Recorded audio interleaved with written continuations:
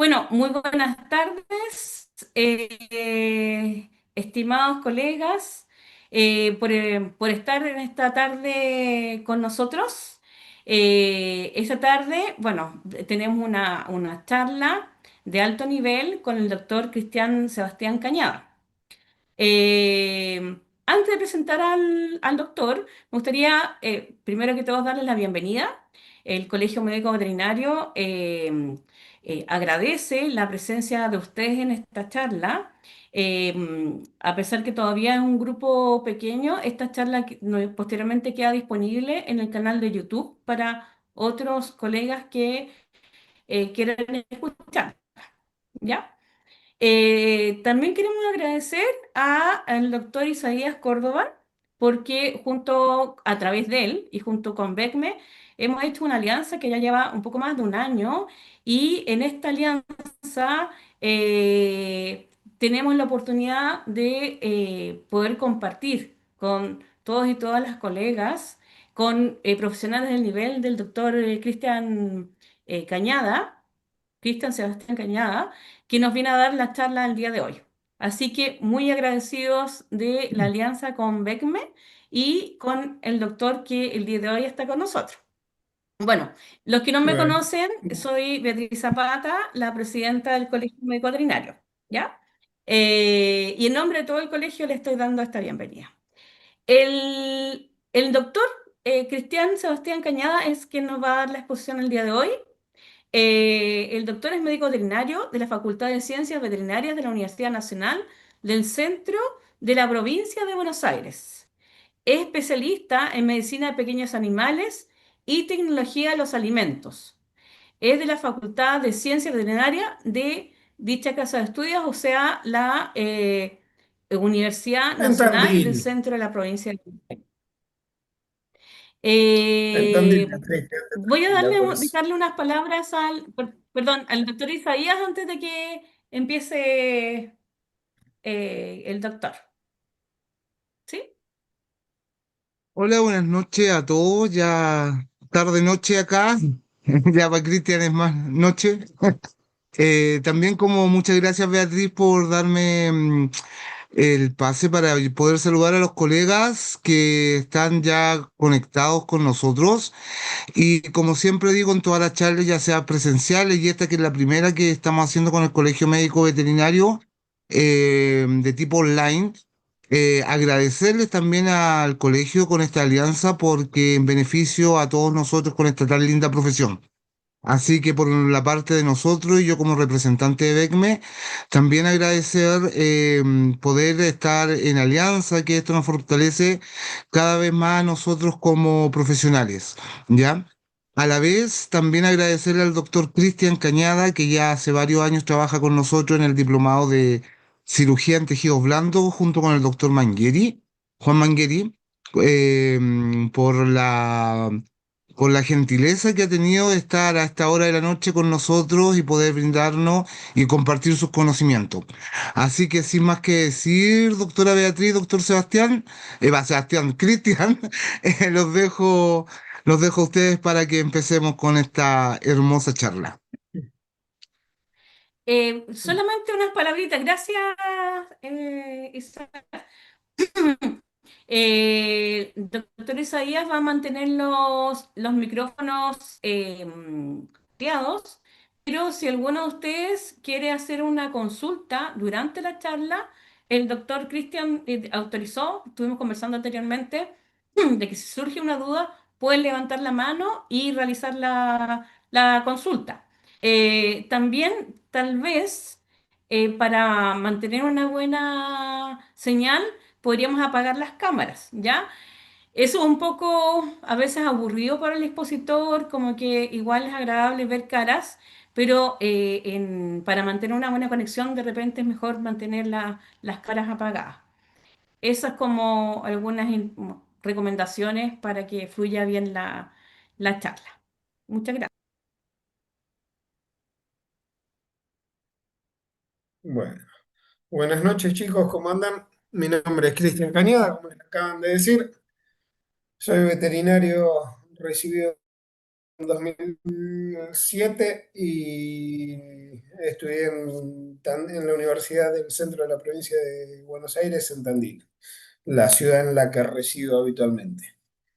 Hoy les voy a hablar de cirugía de tiroides en caninos, ya que obviamente es para tener una breve reseña y la experiencia personal mía en este tipo de cirugías. Vamos a arrancar con una breve reseña de lo que puede llegar a ser la parte clínica y ya posterior vamos a hacer un reconocimiento rapidito de la anatomía y a posterior vamos a ver dos presentaciones para lo que es la cirugía de tiroides, donde nos vamos a encontrar con cirugías divididas en tiroides móviles y tiroides fija. Así que vamos a darle inicio. Cualquier cosita van preguntando. Isaías me irá avisando si van haciendo alguna pregunta como para poner una pausa. A ver, ahí está. Bueno, como les decía, hoy habitualmente lo que vamos a hacer es hablar directamente de la cirugía en caninos. Y lo que tenemos que tener en cuenta es que habitualmente cuando vayamos a realizar una cirugía en lo que es tiroides en los perros, nos vamos a encontrar con la realización de cirugías netamente sobre neoplasias en esta glándula. ¿Listo? Habitualmente lo que son la presentación de neoplasias, el carcinoma tiroideo es el que predomina, donde tenemos diferentes tipos dentro de lo que son los folliculares y los medulares. Lo más importante a la hora de tener en cuenta, a la hora de hablar de la cirugía de tiroides, es que con mayor frecuencia nos vamos a encontrar con glándulas tumorales unilaterales, aunque se describen, según el autor, entre un 9 a un 12% y en otras ocasiones hablan de hasta un 25%. Mi experiencia personal siempre fue unilateral, gracias a Dios. Eh, Hay que tener en cuenta, obviamente, de la presencia de los focos ectópicos que vamos a ir desarrollando de a poco.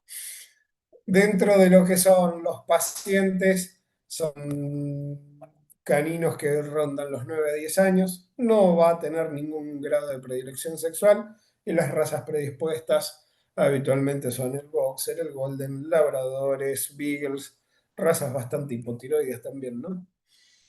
Dentro de lo que son los factores desencadenantes, habitualmente vamos a encontrarnos con lo que son las deficiencias de yodo, las tiroiditis linfocíticas, ondas electromagnéticas y sobreestimulaciones de TSH. ¿Listo?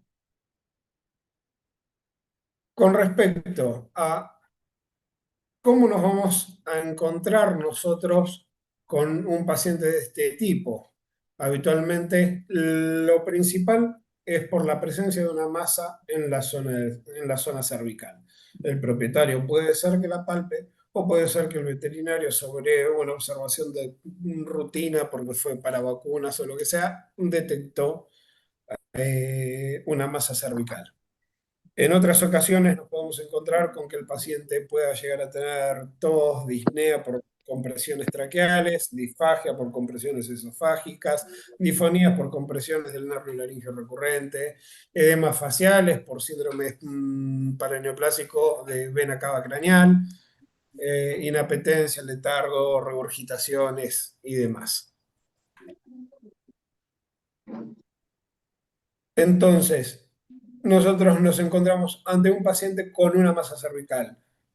¿Qué es lo que sabemos hasta ese momento? Absolutamente nada, que tenemos un paciente con cervical. Lo primero que debemos empezar a hacer es saber si es una tiroides o no es una tiroides. No toda masa en espacio cervical va a ser una tiroides, pero sí tenemos que contemplar de que hay muchas chances de que las masas cervicales sean glándulas tiroides. Eso es un punto muy importante para que lo tengan en cuenta. obviamente, si esa masa es móvil o fija, si está diseminada o si hay focos ectópicos, si es que está asociado a una glándula tiroides, lo vamos a ir evaluando con los métodos complementarios. Dentro de los métodos complementarios que se clasifican, lo más simple o accesible que habitualmente se tiene es la ecografía. Hoy en día prácticamente un ecógrafo lo tienen todas las clínicas, ya con un poco más de complejidad para poder disponer es la tomografía computada, eh, donde esos dos métodos de imágenes nos van a servir para orientarnos si la masa de la cual estamos atendiendo en este paciente se debe o no se debe a la glándula tiroides. Eso es un punto muy importante. ¿Listo? Poder definir si estamos hablando de glándula. Ya después, lo que nos van a servir el resto de los otros métodos complementarios son aproximaciones diagnósticas como la de la citología, donde se habla de un 90% de probabilidad diagnóstica. Obviamente, siempre que tengamos un patólogo con experiencia. El uso de las biopsias para lo que son las masas cervicales que corresponden a una glándula tiroides, controvertidas, son hemorrágicas, trae complicaciones, nos va a generar grandes hematomas, molestias para el paciente y hoy en día, si ya tenemos definido por imagen la posibilidad de ese aumento de una de las glándulas tiroides y con la predisposición del canino a que sean realmente en un alto porcentaje procesos neoplásicos y que cualquier masa cervical debe ser resecada, ya las bases de pensar en una no sea tan necesario. Eh, Después, eh, el método ideal, y ahí ya no sé si en Chile disponen, la verdad lo desconozco al 100%, el método de elección para diagnóstico de neoplasias tiroideas y de la presencia de focos ectópicos es la centellografía. No sé si han hablado, si han escuchado hablar de la centellografía. Este es un método en el cual obviamente al paciente se le administra una sustancia radioactiva que es el tecnesio. El tejido tiroideo es hipercaptante de este tipo de material, lo cual lo va a captar el tejido tumoral y de esta manera, cuando se pasa por el scan, el paciente va a marcar los focos donde tenga esa sustancia. Ahora más adelante vamos a ver algunas imágenes como para que vean lo que es más o menos una centellografía para quien no lo conozca. Si hay alguna preguntita para hacer, aprovechemos ahora, si no sigo. Creo que no hay Mientras tanto, yo ninguna, les sigo Cristian. mostrando. Sí, decime, Isaías. ¿En el chat está? Sí, que no hay ninguna pregunta. Ah, no hay ninguna. Perdón, te había entendido que había una pregunta. Bueno, mientras tanto, mientras paso por las imágenes, si quieren ir preguntando algo, no hay problema. La importancia de la ecografía obviamente va a ser la evaluación y la localización de la masa y que puedan indicarnos si eso no es la glándula tiroides.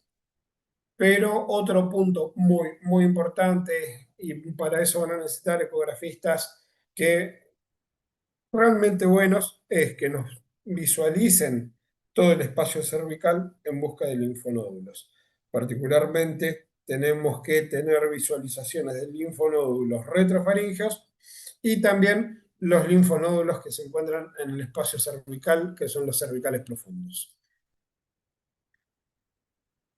A la hora, obviamente, del método de diagnóstico que más estamos utilizando hoy, o al menos, gracias a Dios, disponemos y tenemos quizás esa facilidad para poder realizarlo, es la tomografía. La tomografía, obviamente, tiene el beneficio de que nos va a ayudar a poder el grado de contacto con todo el espacio cervical, ¿no? A ver qué tan íntimo contacto tiene con la tráquea, cómo está con respecto al esófago, eh, el posicionamiento, buscar adherencias, ver cómo, si hay ingurgitación de vasos, ver cómo capta los contrastes y demás. A diferencia de esta tomografía en la cual se ve un lóbulo tiroideo, el cual seguramente no me intimidaría, no hay un estrecho contacto de tráquea y esófago, ¿listo? Donde tenemos ahí este tubito negro que tiene el traqueotubo adentro, es la tráquea, acá tenemos una víscera hueca, entonces estamos hablando del esófago, la masa en posición de la glándula tiroides. Todo esto obviamente nos da una tumoración en la cual seguramente uno quiera acceder a realizar la cirugía. Distinto sería que nos encontremos con un paciente como en esta tomografía, donde ya se evidencia infiltración hacia la tráquea. Obviamente esta glándula, si la buscamos mover, vamos a mover al perro para todos lados, el grado de adherencia a lo que es a la musculatura profunda y al resto de las estructuras, generarían una cirugía de altísima complejidad con un alto riesgo de muerte o empezar a tocar en esa zona no creo que termine muy bien. Y acá en este espacio les dejo lo que es la imagen de una centellografía, lo que les he explicado hoy de los pacientes que se les da la sustancia radioactiva que es el tecnesio y luego obviamente es pasado por el scan donde van a ver este tipo de fotos donde se ve una silueta del paciente con una hipercaptación del tecnesio quedando marcado en la zona tiroidea. ¿Cuál es el beneficio de este estudio? ¿Es necesario si fuese un perro en el cual solamente tuviésemos una masa cervical? No es nada más que por la tiroides, no nos interesa tanto, obviamente con esto ya queda muy definido que es una neoplasia que se corresponde a la glándula tiroides, sino que es muy útil para detectar cualquier proceso obviamente de tejido tiroideo ectópico. ¿Listo?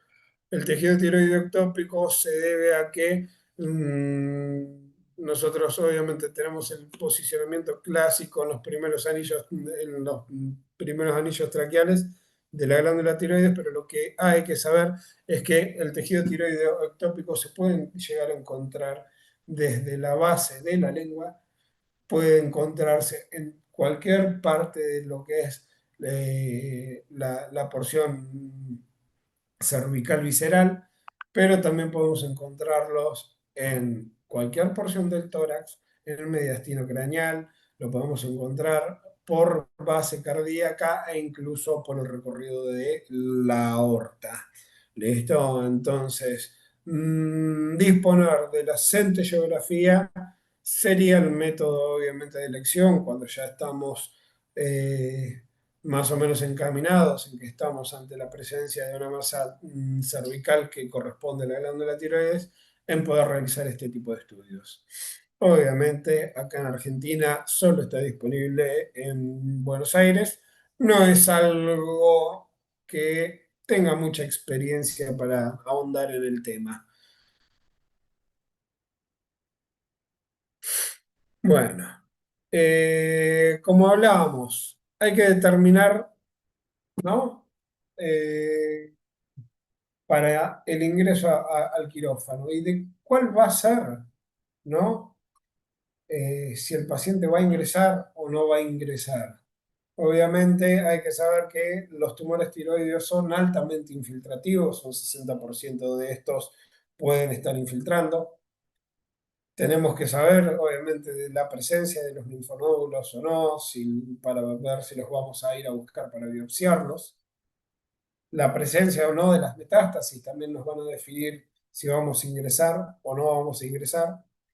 Y obviamente lo que hay un dato en el cual se lo asocia al volumen que tiene la glándula tiroides en correlación a las probabilidades de lo que son las metástasis.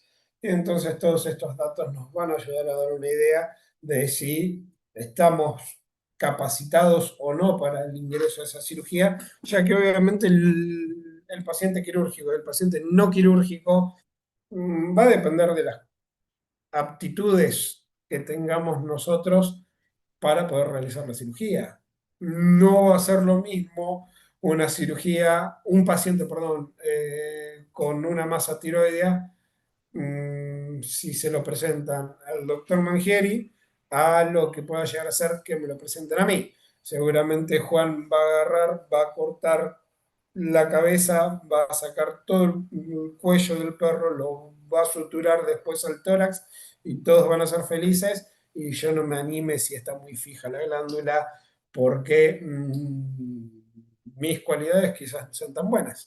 ¿Listo? Entonces, eso es un punto muy importante. Hay que saber las limitaciones de uno para saber si va a ingresar a operar una glándula tiroides eh, y cuáles van a ser las barreras a las cuales no van a querer pasar. Si van a sacrificar una carótida, no es ningún problema. Si van a sacrificar un poco de músculo, no es ningún problema. Pero ya cuando estamos empezando a hablar de las posibilidades de encontrarnos con una infiltración de una masa muy voluminosa en tráquea o una infiltración en el esófago, son cuestiones obviamente que hasta incluso hasta el más valiente la va a pasar mal. ¿Listo? Entonces uno debe tener una buena evaluación y cuanto más métodos complementarios pueda disponer o al menos de poder realizar una tomografía, eso va a ayudar para saber si estoy o no estoy preparado para ese inconveniente.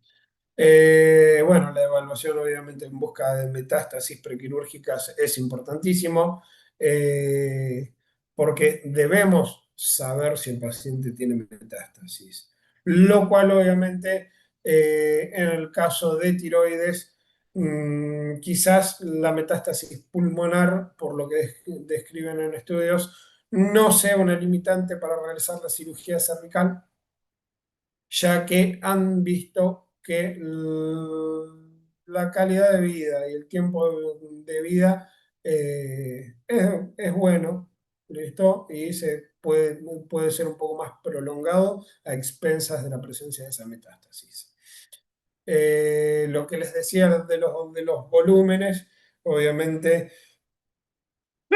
el volumen de la glándula es importantísimo porque lo que dictaminaron es que cuando las glándulas tiroides tienen un volumen hasta 20 centímetros cúbicos, estamos ante la probabilidad más o menos de un 14% de metástasis.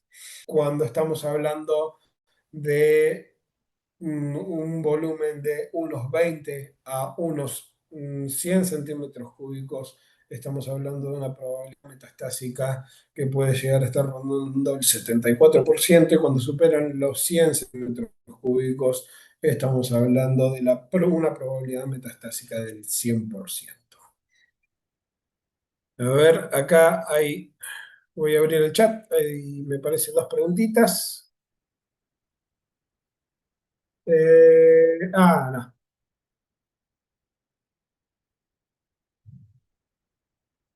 Acá pregunta Juan de que si hay una neoplasia tiroidea se saca completa la glándula o solo uno de los lóbulos. Siempre que se va a realizar una neoplasia se va a sacar el lóbulo afectado. ¿Listo? Cuando sacás las dos glándulas porque sí. Habitualmente, como explicaba al principio, la tendencia de lo que son las neoplasias en tiroides es que sean unilaterales, con una tendencia muy baja que ronda, como les decía, entre 2 y 25% o 9% según de la probabilidad de que... Bueno, cualquier cosita, siguen preguntando. Con respecto a lo que es la producción hormonal, bueno, con lo que respecta a producción de hormonas, habitualmente los pacientes con neoplasias tiroideas estamos hablando de que son eutiroideos y hay una variedad baja, ¿no?, de hipo e hipertiroidismo, donde el hiper no deja de ser importante nunca por el tema de las hipertensiones. Ahora vamos a proseguir con la parte de anatomía quirúrgica. ¿Listo? La glándula tiroides, como saben todos ustedes, tiene dos lóbulos. Puede llegar a haber tejido tiroideo que las comunique, aunque rara vez se lo ve, que es el istmo, que genera una unión por los polos caudales de la glándula. En ocasiones lo pueden encontrar en craneal, se puede llegar a ver a la altura de hasta el quinto cartílago traqueal o hasta el octavo. Habitualmente tienen un posicionamiento lateroventral a la tráquea. Y recuerden siempre que van acompañadas de las glándulas paratiroides. ¿Listo?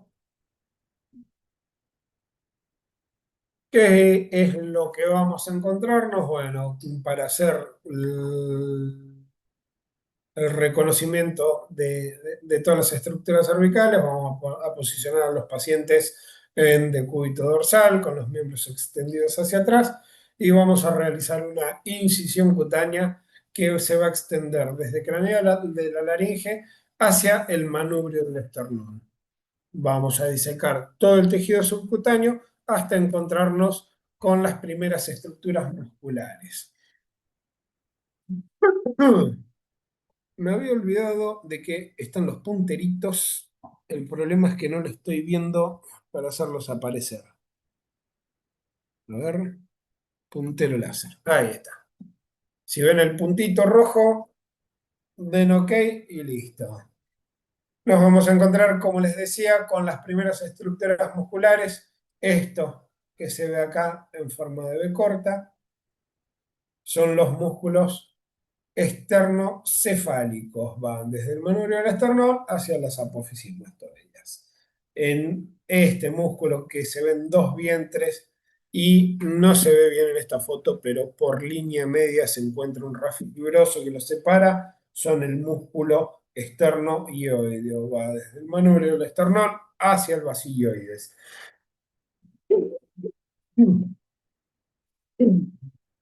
Disculpen, chicos, encima me olvidé el agua.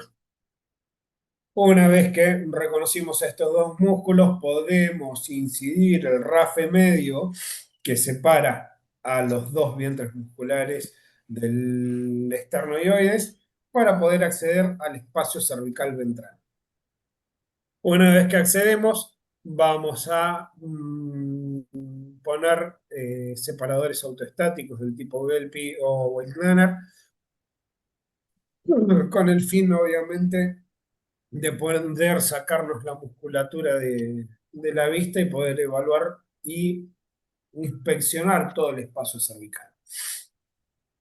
Es importante, obviamente, reconocer también este pequeño musculito que se encuentra en la cara medial al músculo esternoioideo, que se llama, perdón, esternotiroideo. ¿Listo? Ahí nos encontramos con los tres músculos de los cuales nos vamos a encontrar el acceso hacia el espacio cervical. Una vez que accedemos, perdón, si me fue de más. Una vez que accedemos, vamos a realizar una inspección minuciosa de todas las estructuras que se encuentran dentro de ese espacio cervical, donde nos vamos a encontrar con las glándulas tiroides, nos vamos a evaluar tráquea, nervio laringeo recurrente,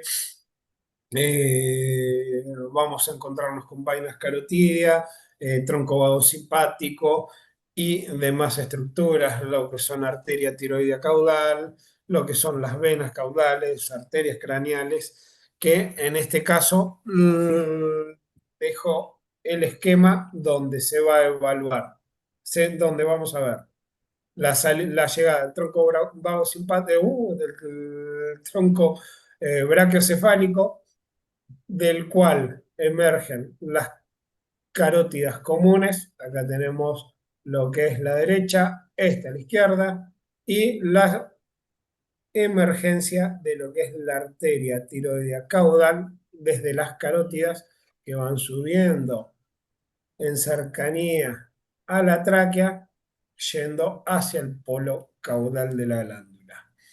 Y desde la carótida también, pero por arriba va a emerger lo que es la arteria tiroidea craneal, tanto para un lado como del otro lado. ¿Listo? O sea, tenemos el tronco brachiocefálico, carótida, emergencia de las arterias tiroideas caudales desde las carótidas y lo que es más hacia superando el polo craneal, la emergencia de las arterias tiroideas craneales. En lo que respecta a lo que es el drenaje venoso, desde las glándulas tiroides tenemos la vena tiroidea craneal que va a que se va a insertar en lo que es la vena yugular interna, que va a volcar su contenido hacia el tronco brachiocefálico. Y del otro lado también tenemos la emergencia de lo que es la vena craneal, ¿tá? Tiroidea craneal, la yugular interna y cómo viene hacia el tronco brachiocefálico. ¿Listo? Y después vamos a tener la presencia también de lo que son las venas tiroideas caudales. ¿Lo entendieron eso? Es fácil de repetirlo nomás. Cualquier preguntita me van diciendo. Si va todo bien, seguimos adelante. No sé por qué no cambia esto. Ahí está. Bueno, ¿qué es lo que podemos observar? ¿Listo? En esta imagen que es un poco más nítida. Lo que vamos a estar viendo acá es esa liñita roja que tenemos ahí, es la yugular interna. Esto es el tronco vago simpático. Por acá tenemos lo que es la carótida. ¿Listo? Bajando, acá nos encontramos con el esófago y en este punto nos encontramos con el nervio laríngeo recurrente, que el nervio laríngeo recurrente del lado izquierdo se va a encontrar siempre entre esófago y tráquea. ¿Listo? Es muy importante que recuerden. El nervio laríngeo recurrente está por fuera de lo que es la vaina carotídea. ¿Ok? Entonces es muy importante que lo sepan porque a la hora de empezar a trabajar del lado izquierdo, a diferencia del lado derecho, es que el nervio laríngeo recurrente acá lo encontramos en esta posición y el nervio laríngeo recurrente del lado derecho va a estar en la vaina carotídea. ¿Ok? Esa es la principal diferencia. Después vamos a encontrar lo que son las glándulas tiroides, lo que son la arteria tiroidea caudal, como estábamos viendo recién en el gráfico anterior. Una vez que nosotros hacemos toda la evaluación, revisamos los linfonódulos, vimos si tenemos invasión de tejido tiroideo en venas o en arterias, o pudimos definir a ver el grado de infiltración o adherencias que puede llegar a tener la glándula tumoral con que vamos a operar sobre el resto de las estructuras periféricas, llegamos al punto de la cirugía. Listo, abro el chat, me fijo qué preguntaron y vemos si seguimos adelante.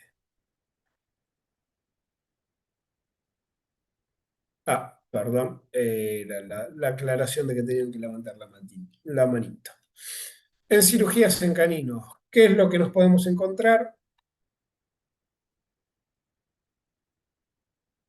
Obviamente, lo que hablábamos hoy, la presencia, ¿no?, de una masa móvil o una masa fija, las infiltraciones musculares, los infiltrados de vaina carotidia, infiltraciones de nervios yugulares y demás. ¿Cuál es el punto más importante? Todo lo que les aclaré, ¿cuál va a ser su límite? La infiltración muscular, realmente sacar un poco de músculo, ¿nos va a hacer la diferencia? No, para nada. Esos músculos a los cuales habitualmente pueda llegar a estar adherido, no sería una gran complicación resecarlos. Ya después, si nosotros tenemos el temor de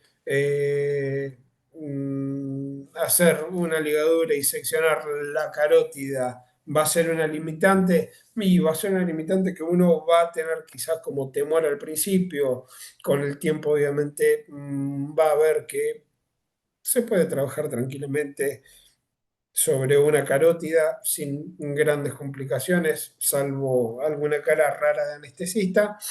Eh, el nervio laringio recurrente, podemos prescindir de un solo nervio laringio recurrente, no hay ningún problema. Los grandes dramas los vamos a encontrar obviamente cuando tengamos que hablar de qué es lo que nos está pasando con esófago y con la tiroides como hablábamos hoy. ¿Listo? Entonces, para lo que es la tiroidectomía de la glándula móvil, es la que particularmente al principio todos se van a animar, y no va a ser ninguna limitante para ninguno de ustedes. Pero obviamente siempre que uno va a ingresar por primera vez, a veces no les toca la glándula móvil como me pasó a mí. A ver. Acá Jonathan pregunta si el nervio laríngeo recurrente izquierdo siempre lo ha visto entre el esófago y tráquea o dependiendo de la especie o raza podemos ver variaciones. ¿Alguna vez lo he visto en la vaina carotidia? No, el laríngeo recurrente siempre está posicionado ahí. No me ha tocado verlo en otro lado. No sé si es que vos no lo viste o qué es lo que te ha ocurrido. Después contame. No sé si respondí bien a tu pregunta, pero sí, entre tráquea y esófago. Bueno, continuamos. Lo que es la tiroidectomía de la glándula móvil, como estábamos hablando recién, es más o menos lo que vimos recién en la parte de exploración cervical, pero ahora lo vamos a ver con una glándula tumoral, para que ustedes puedan ver más o menos cómo es la cirugía. Quizás falten algunos pasitos, pero bueno, van a ver que una glándula tiroides, cuando uno va perdiendo los temores, se va capacitando, hace una buena cantidad de prácticas, eh, lo que es la preparación, obviamente, para dedicarse a la cirugía, van a ir viendo que quizás no es tan intimidante como uno esperaba, ¿no? El paciente, como habíamos dicho, se posiciona sí o sí en decúbito dorsal.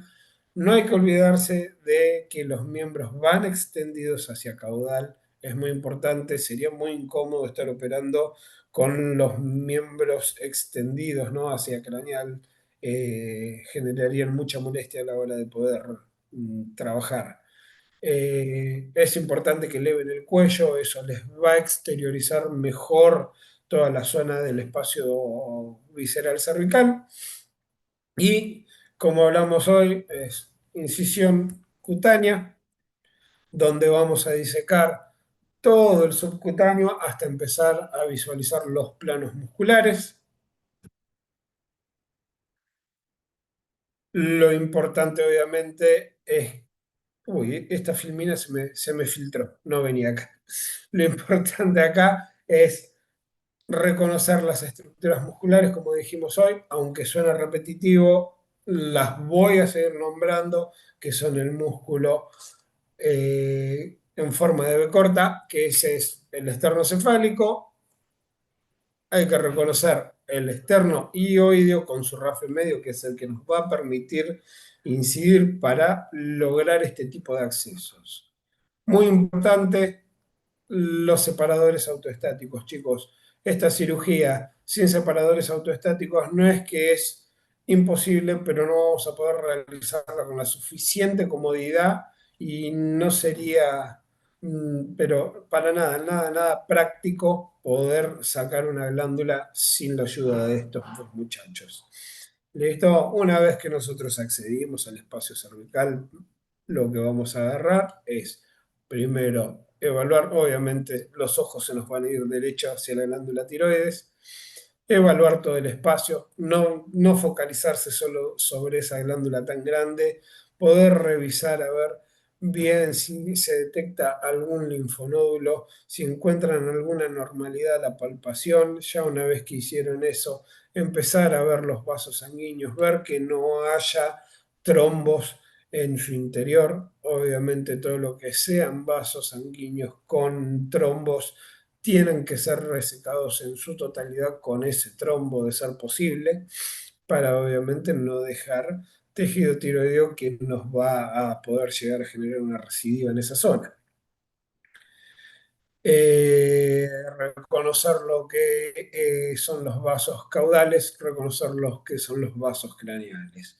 Una vez que ya hicimos toda la inspección, no encontramos nada, o sí, y ya decidimos tomar la muestra de biopsia del linfonódulo, agarramos, vamos a proceder a trabajar sobre la glándula tiroides. El punto más importante a la hora de empezar a trabajar sobre la glándula tiroides es trabajar sobre los laterales de la glándula, ir liberándola, se trabaja el lado lateral, se va a trabajar la cara medial de la glándula. Una vez que se logró liberarla, vamos a ir a trabajar a lo que es el polo caudal. Una vez que vamos a arrancar a trabajar ahí, necesitamos localizar lo que es la arteria tiroidea caudal y ligarla. Dos ligaduras para el espacio que queda, una ligadura para el espacio que se va, seccionarla y mediante una pinza de Halsted vamos a ir ayudándonos para ir elevando a la glándula siempre en todo lo que es su espacio, su cara dorsal, la vamos a ir elevando con la pinza y divulsionando con mucho cuidado hasta el polo craneal. Acá ya está ligada la glándula, está previamente liberado los espacios, tanto la cara lateral como la cara medial, y se la empieza a elevar desde su cara dorsal, yendo siempre desde caudal hacia craneal.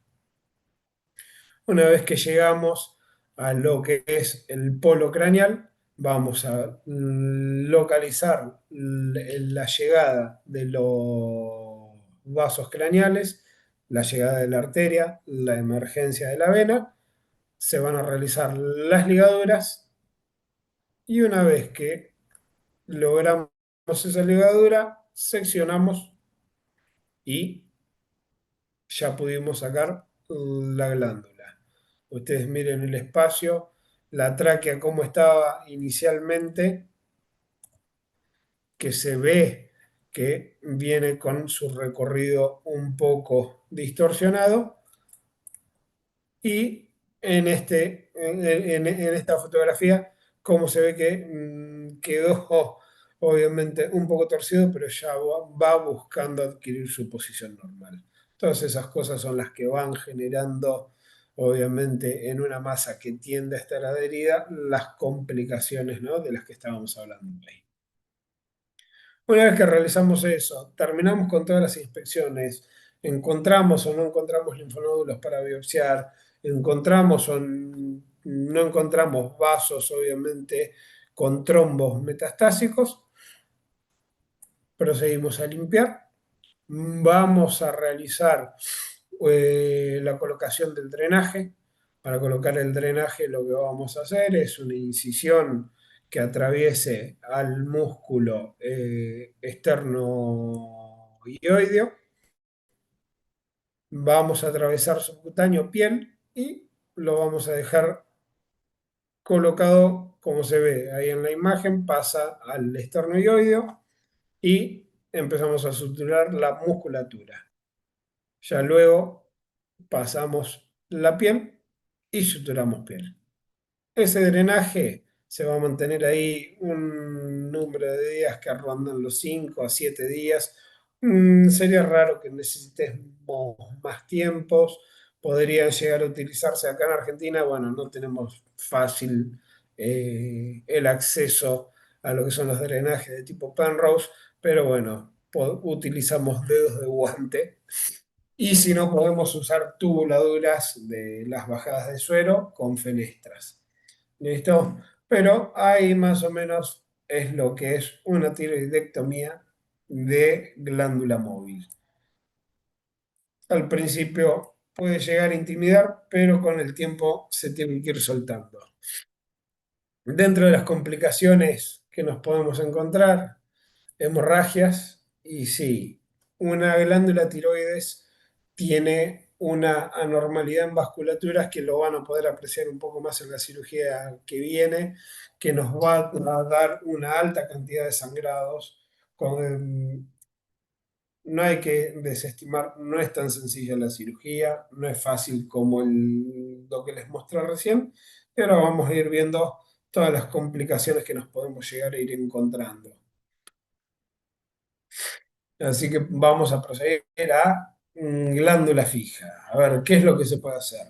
Los puntos importantes que hay que tener a la hora de una glándula fija es, va a necesitar tratamiento de neoadyuvancia. ¿Listo? Vamos a necesitar hacer algo previo para poder trabajar esa glándula. Vamos a necesitar algún tratamiento que nos ayude en el intraquirúrgico. Muchas de esas cosas son las que pueden definir incluso si el paciente va a ingresar o no va a ingresar a la cirugía. Obviamente, hoy en día, una glándula fija, hay un punto muy importante que sería, ¿se puede llegar a soltar esa glándula? ¿No? ¿Con qué método podemos disponer nosotros hoy de radioterapia? No sé cómo vienen en Chile con eso. Acá en Argentina hay equipos de radioterapia, pero no sería algo particularmente, desconozco bien, pero los equipos que hay son para trabajar más en cuestiones un poco más superficiales. No les voy a decir de que no pueda llegar a servir para la radioterapia de la tiroides, pero no sería lo más práctico quizás. Yo tendría que mandar pacientes a, eh, a Buenos Aires y obviamente con todas las sesiones que tienen que hacer y el tiempo muchas veces no es cómodo y nosotros habitualmente hacemos manejos de quimioterapia con doxorubicina, que es con lo que he tenido realmente grandes resultados. Está el tema obviamente de decir, bueno, ¿por qué le diste doxorubicina si realmente todavía no sabes que es un tumor, ¿no?, de tiroides? Porque realmente hasta ahora no tenemos en todo lo que vimos el diagnóstico histológico, pero obviamente estamos hablando de masas que se pudieron determinar por imágenes que era una glándula tiroides y que encima la encontramos fija y que encima en el canino, si es una masa que está asociada a la tiroides, está fija, tienden a ser carcinomas tiroideos. Es por eso el motivo que uno, por la presunción con lo que es el cuadro clínico, como uno lo puede encasillar en el tema tiroideo, es que le realizaría una neoadjuvancia con doxorubicina.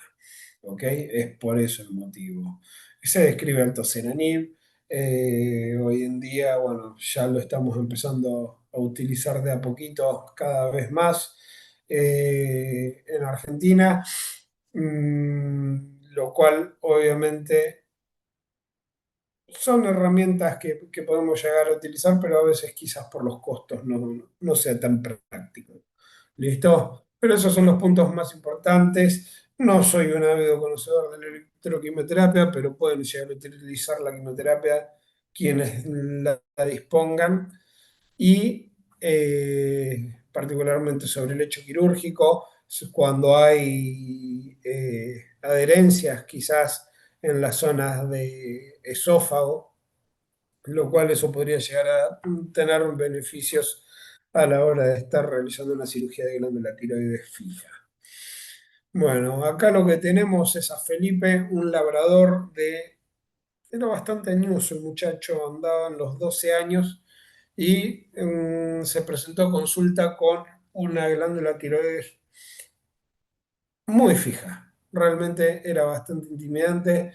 La tomografía, el problema que en ese entonces no sabía manejar muy bien el programa y no la pude bajar, así que no tengo las imágenes, pero sí se veía una masa que estaba infiltrando todo el tejido periférico y en su momento, por ser una de las primeras glándulas que me tocó operar, no estaba posicionado en que sea una glándula tiroides quirúrgica. ¿Ok? Este paciente al momento de ingresar al quirófano no era quirúrgico. ¿Qué es lo que decidí hacer en ese momento? Es iniciar con dos protocolos de doxorubicina previo al ingreso quirúrgico y ver si lográbamos hacer que la tiroides reduzca un poco el tamaño y que se suelte. ¿Listo? Una vez que realicé el primer ciclo, hubo una reducción considerable y se empezó a ganar movilidad, lo cual decidí volver a hacer otro ciclo a los 21 días y nos encontramos, gracias a Dios, con la posibilidad de poder ingresar a este paciente al quirófano. Como hablábamos, ¿no? A ver, no vamos a explicar mucho, lo ponemos en decúbito dorsal del paciente, realizamos tricotomía, hacemos los 3 lavajes y embrocamos. Hacemos incisión. Ustedes fíjense que es una de las primeras.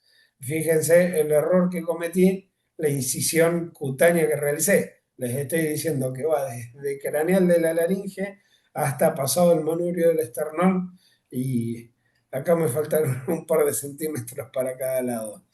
Pero bueno, eh,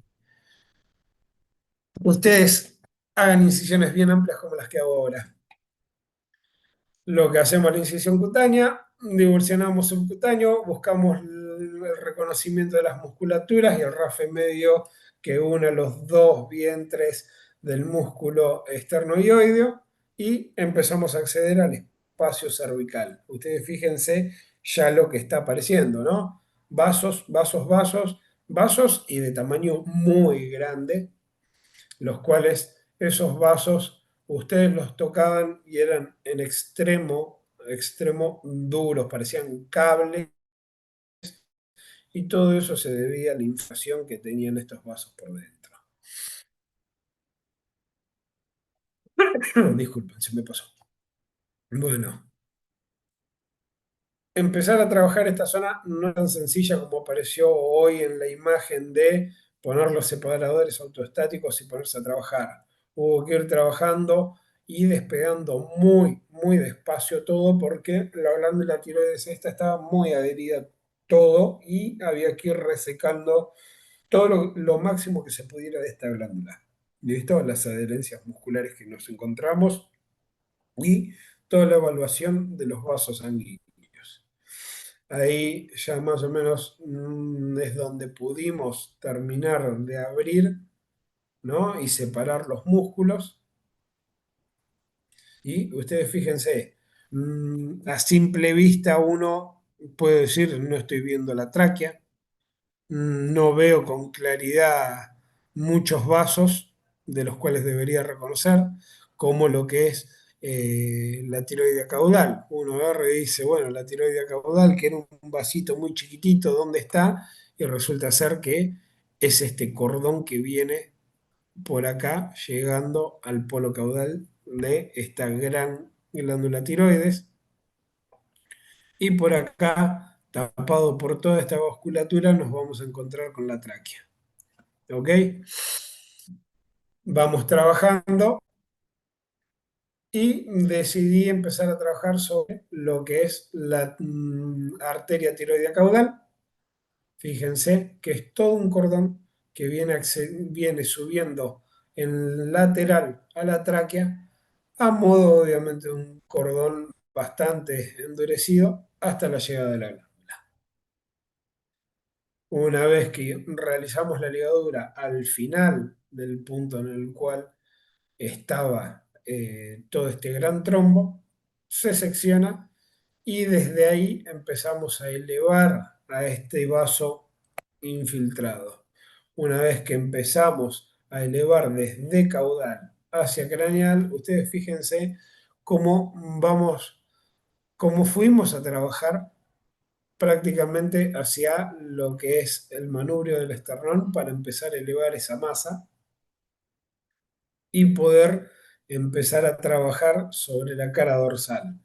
Todo este trabajo es un trabajo que hay que ser sumamente delicado. Tenemos que ver de que particularmente, fíjense que me tocó que esta glándula estaba del lado izquierdo, trabajar con muchísimo, muchísimo cuidado para no afectar al laringio recurrente. Fíjense que esta masa estaba acostada por encima del nervio laringio recurrente porque estaba tapando una porción de la tráquea, tapando obviamente a todo el esófago y en el medio de esos dos estaba el laringio recurrente descansando. Gracias a Dios no teníamos compromiso obviamente de lo que es la vaina carotidia ni del tronco vago simpático y pudimos ir elevando hacia craneal de a poco. Listo, a la izquierda obviamente sigo elevando, váyanse fijando cómo iba poniendo cauterizaciones y ligaduras en todos los puntos que me iba encontrando a mitad de camino porque son cirugías en extremo sangrantes y particularmente si estamos hablando de masas tiroideas que están adheridas son mucho más complejas hasta poder elevar al polo craneal y poder ligar los vasos craneales. Todo esto obviamente al principio eh, siempre va a ser complejo, pero para hacer una de las primeras cirugías que me había tocado de tiroides, agarré y dije, ay madre de Dios, esto fue bastante complejo. Hoy en día con el tiempo uno va perdiendo un poco el miedo, va aprendiendo bien todas las estructuras anatómicas que tiene que reconocer.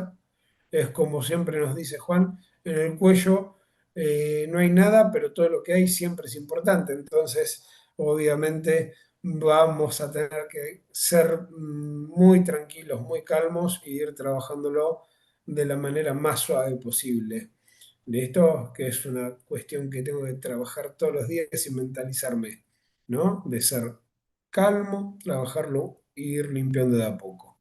Siempre muy suave. Una vez que logramos liberar esa tiroides fija, lo que necesitamos es, obviamente, suturar la musculatura y una vez que suturamos los músculos, hacemos sutura de subcutáneo, piel y obviamente no nos olvidemos de precolocar obviamente un drenaje. Una vez que realizamos eso, ya el siguiente paso es hacer algún vendaje y el paciente que quede esperando obviamente para ver cuál va a ser el momento de la externación. En lo que respecta, obviamente, a lo que se habla después esto es más para parte de oncología y no voy a entrar mucho en el tema porque de lo que íbamos a hablar nada más hoy es lo que es la parte de cirugía de tiroides. Pero bueno, como les habíamos dicho, recuerden, el volumen tiroideo es un factor obviamente importante a tener en cuenta por el hecho de la relación con las metástasis, las invasiones vasculares, lo que son las resecciones de todo el tejido que está invadiendo por dentro, la importancia de resecarlo en su totalidad, lo que puedan llegar a ser los conteos mitóticos elevados nos pueden llegar a dar obviamente probabilidades de vida medias mucho más bajas. El tiempo que se espera obviamente hasta que se lo opera al paciente, cuanto más tiempo se espera, más chances obviamente de metástasis e incluso pérdida obviamente de tiempo de supervivencia, los tipos histológicos que nos pueden llegar a traer diferencias a la hora, obviamente, de lo que vaya a ser las sobrevidas, la presencia o no de linfadenopatías, sus metástasis y lo que sean los cuadros, obviamente, que puedan estar asociados con un tejido ectópico que necesite algún otro tipo de cirugía. ¿Listo? Ya acá, a ver, lo que tengo como para mostrarles de que no siempre todo van a ser masas tiroides. En este paciente, una vez que finalicé de la resección y llega, obviamente, el estudio histopatológico, esto que ven acá a la derecha no era un tumor tiroideo, sino que era una hiperplasia tiroidea. Se los dejo para que vean nada más que a veces, una vez cada tanto puede ser que no estén ante una masa tumoral. Muchas gracias. Chicos, ¿alguna preguntita que tengan para hacer? No sé cómo vienen, si se durmieron, están completamente aburridos. Traté de hacerlo lo más sintético y rápido posible porque tenía una hora y bueno, me parece que cumplí bien con el tiempo. No sé, Isaías, si hay alguien ahí. ¿Hay alguna pregunta? Sí, sí, ahí todavía están los... No, te los maté a todos, me parece. No, se están ahí en clase. ¿Hay alguna pregunta, colegas? Uy, mirá, Javi, ¿qué haces, millonario? ¿Cómo andás, loco? Hace rato que no te veo por allá. La conservación de la paratiroides, no, a ver, con una resección de glándula paratiroides, no, perdón, con una resección no unilateral de la glándula paratiroides no es tan dramático. Ese caso es, obviamente, quedaría relegado para lo que es la presentación bilateral, lo cual te va a pasar en muy, muy, muy contadas ocasiones. ¿Listo? Así que eso es un trabajo muy fino con la tijera por debajo, o sea, sí, por debajo de la glándula y ir elevándola, pero en ese punto obviamente tenés que tener la posibilidad de conservar la arteria que la nutre. ¿Listo? Ese es el punto más importante a tener en cuenta. Pero sobre la conservación va a ser solamente para casos bilaterales en los cuales no puedas, obviamente, conservarla. Y sí, dicen que se pueden reimplantar, hay que hacer un bolsillito. Imagínate que no pudiste salvar las arterias, rompiste todo. Lo que se hace es en el músculo esternoioideo es realizar un bolsillito mediante divulsión en la musculatura y poner ahí adentro la glándula paratiroides y hacer unos puntitos, ¿no? Para que no se salga de ahí y cruzar los dedos a que se pueda llegar a reimplantar. Hay una consulta de Jonathan, doctor. Para que se me fue todo. Uy. ¿La leo, Cristian? A ver, acá está. ¿Cómo anda la tasa de sobrevida, Doc, posterior a la cirugía de masa fija? Imagino que es menor que la de la masa móvil o no. Sí, mirá, a ver. Es bastante más corta en lo que es una glándula fija que una glándula móvil. El tema que lo que tiene es que incluso hasta es controvertido saber si vamos a tener que hacer adyuvancia posterior a la cirugía o no. Obviamente, una glándula móvil que tiene trombos metastásicos perdón, que tiene invasión vascular va a ser quizás un cuadro un poco más complejo. Obviamente el paciente metastásico va a ser un paciente más complejo, pero son pacientes que después de realizada la cirugía podemos estar hablando de 1 o 2 años de supervivencia. A ver, el paciente de la glándula fija de recién fue un paciente que justo fue cuando el año pasado creo que tenía que dar una charla de esto. Me acordé, le escribí a la dueña y yo le escribí pensando en que el perro se había muerto hacía 2000 años atrás. Y resulta ser que me decía la señora, ay, no sabes lo triste que estoy. Hace 3 meses lo saqué a la plaza y vino otro perro, lo atacó del cuello y se lo quebró y lo mató. O sea que eh, me alegró mucho porque el perro vivió bastante tiempo, porque eso había sido como 2 años o 3 años antes la cirugía, y el perro vino y lo mató otro, o sea, lo cual técnicamente sobre las leyes de lo que es la oncología lo curé a ese perro.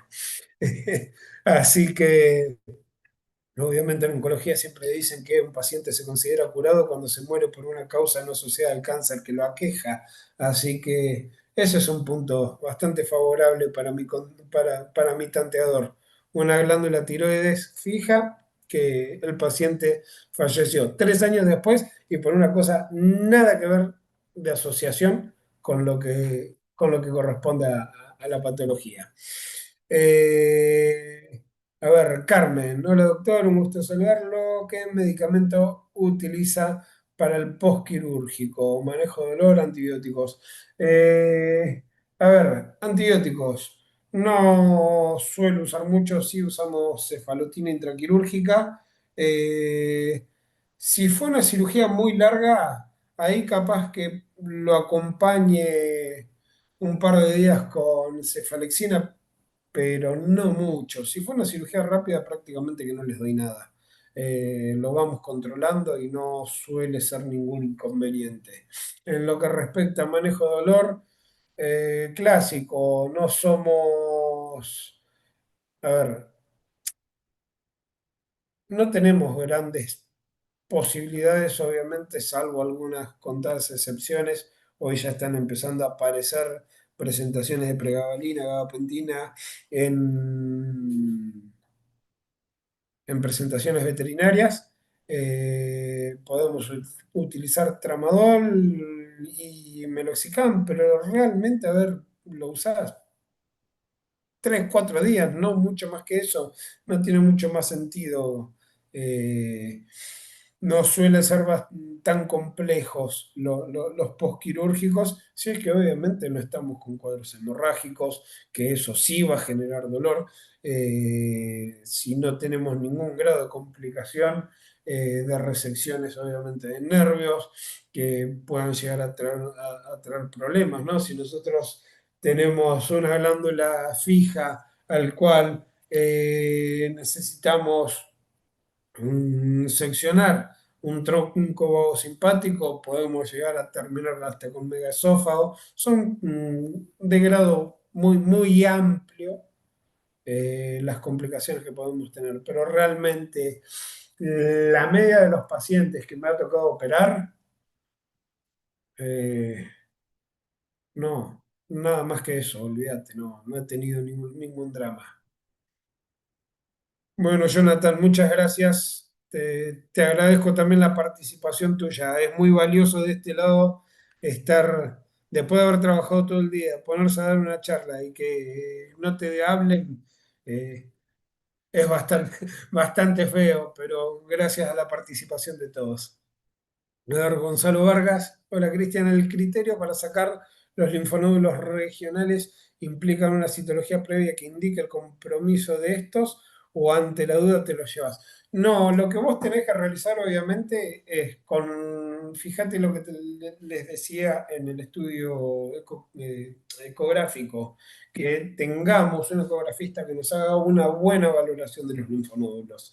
Ya con eso obviamente es un punto en el cual nosotros podemos ir a biopsiarlos en la cirugía para ver, obviamente, si ya están afectados. Pero bueno, no, las imágenes y las ecografías hoy ya más o menos nos van acomodando un poco del grado de afección linfática que pueda llegar a haber. Eh, Te lo digo así, mirando un poco para arriba, mordiéndome el labio, es que recién ahora los ecografistas de la ciudad en la que yo estoy trabajando están queriendo trabajar un poco mejor y se están capacitando un poco más en todo lo que es la parte de ecografía cervical, que hasta hace no mucho tiempo realmente no me la estaban haciendo fácil. Y obviamente llegamos a un punto en el cual fuimos por las tomografías y realmente hoy en día es difícil volver para atrás, ¿no? Es mucha la información que podemos obtener desde el punto de tomografía. ¿Alguna preguntita más, chicos? Isaías, vos sos el comandante, ¿eh? Oh, Al Juancito, parecer, espero verlo doctor. pronto, viejo, ¿eh? Ah, No, no, le decía, le contestaba a Juancito que espero verlo pronto. parece, Cristian, que no tenemos más consultas. Al parecer no. Así que bueno, Isaías, Estamos me entonces, hiciste muchas trabajar gracias. a, a la distancia, me hiciste trabajar, viejo.